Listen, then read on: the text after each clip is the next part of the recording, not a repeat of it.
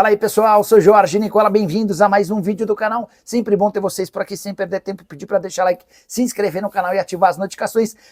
Ótima notícia para o Vasco, a Justiça suspendeu a intervenção na SAF do Cruz Maltino e autorizou o retorno de Pedrinho, que é presidente da associação, mas havia sido afastado através dos tribunais do comando da SAF. E era o Pedrinho quem estava viabilizando a venda do clube para a Crefisa, de José Roberto Lamarque e seu filho Marcos Lamarque. O desembargador que deu essa autorização concluiu que o afastamento dos conselheiros, incluindo o Pedrinho, é desproporcional, prematuro e excessivamente invasivo à SAF do Vasco. A decisão ainda gerou instabilidade institucional, tudo isso absoluta verdade. Com o caminho livre, o Pedrinho volta e vai tentar acelerar o processo de venda da SAF. Ele precisa da aprovação do Conselho Deliberativo e também dos sócios, ao que tudo indica, a menos que a Justiça determine novas mudanças em relação a essa situação, tudo deve caminhar até de forma rápida, porque o Conselho e os sócios já se mostraram extremamente favoráveis à venda da SAF Cruz Maltina. Só para acrescentar, contar que já existe um memorando de entendimentos assinado entre o Pedrinho e o Marcos Lamarque. Agora é acelerar o processo para que o Vasco possa avançar com um novo dono. O técnico já foi contratado, a busca por reforços vai se intensificar a partir do momento em que Marcos Lamarque assume de fato o Vasco da Gama.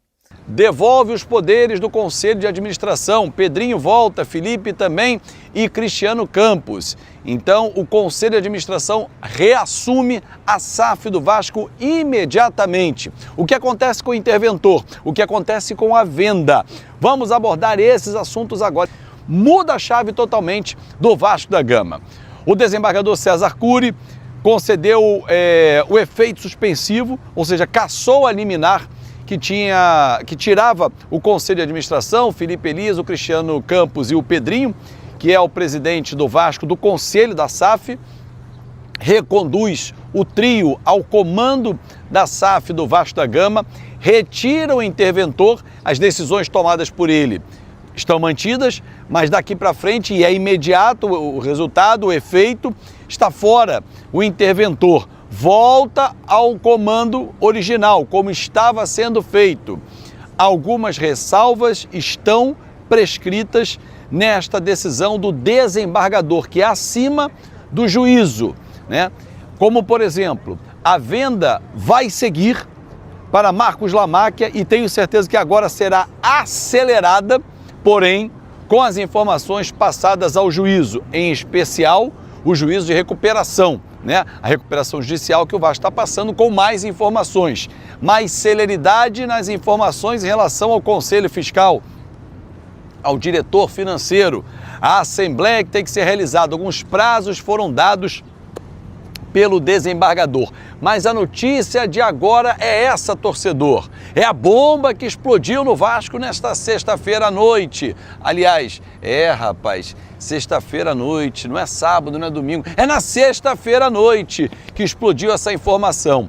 Volta o comando da SAF com o Pedrinho. Agora, outras notícias estão pipocando nessa sexta-feira. A chegada do técnico Pedro Emanuel, que deixa muitas dúvidas. Reforço até agora nada. O Pedro Emanuel já vai dirigir o time contra o Vitória, só que com os poderes nas mãos, o Conselho consegue, junto ao Admar e ao Fred Luz, que é o CEO, fazer as suas intervenções. O Pedro Emanuel é uma intervenção já do Conselho? Eles foram consultados? Tenho certeza que sim. É uma certeza? Tenho certeza que não. O Pedro Emanuel é um treinador que é uma aposta. Na carreira dele tem mais derrotas do que vitórias. Se você pegar os técnicos da Série A, eu fiz um estudo ali dos 5, 6 primeiros, ninguém tem mais derrotas do que vitórias. Abel, Leonardo Jardim, Odair Helma, o próprio Fernando Seabra, que o Vasco negociou. O Pedro Emanuel não era o nome que o Vasco queria. Tanto é que na sexta passada, você vai lembrar, era para ter desembarcado no Rio de Janeiro o Fernando Seabra. E não aconteceu. Então, assim, convicção zero da diretoria. Erro, de novo.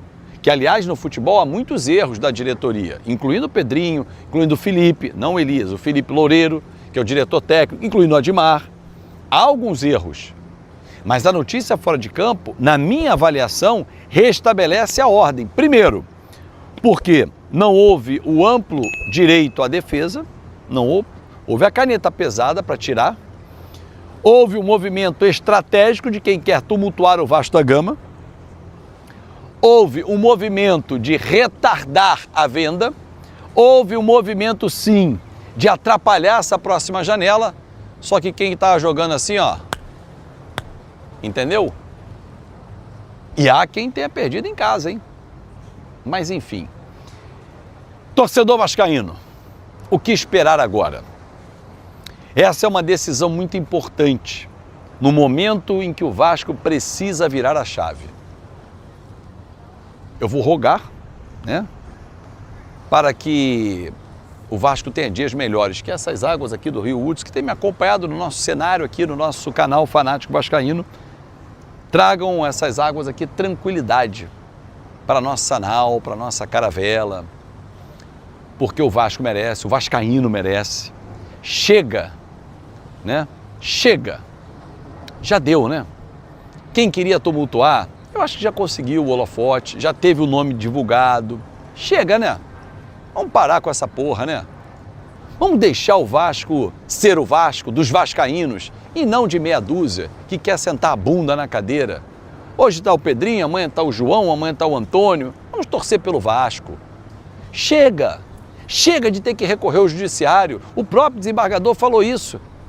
É impressionante como nos últimos 20, 25 anos, toda hora o judiciário é requisitado. Porra, não é possível, cara. Não é possível que esses vascaínos não aprendam a resolver dentro de casa. Tem sempre que ter um tumulto. Porra, não dá, cara. Saco cheio desses caras. E mudam. Mas o problema é sempre igual. É o poder. Os caras querem o poder. Bom, restabelecida a ordem, agora é reconduzir o Vasco para um bom caminho. Quinta que vem tem jogo com Vitória. Depois já tem Sul-Americana, depois já tem Copa do Brasil. Então, meus amigos, vamos embora. Mãos à obra.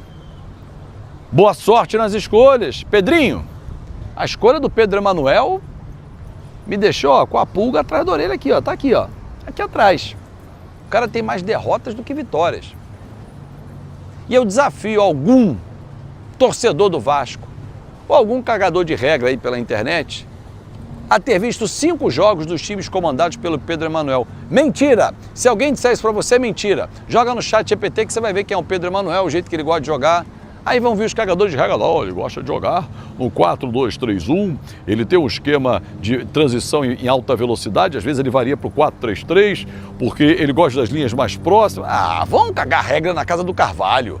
Porra! Desculpa aí a família Carvalho, Rogério Carvalho, todos os meus amigos Carvalho. Porra!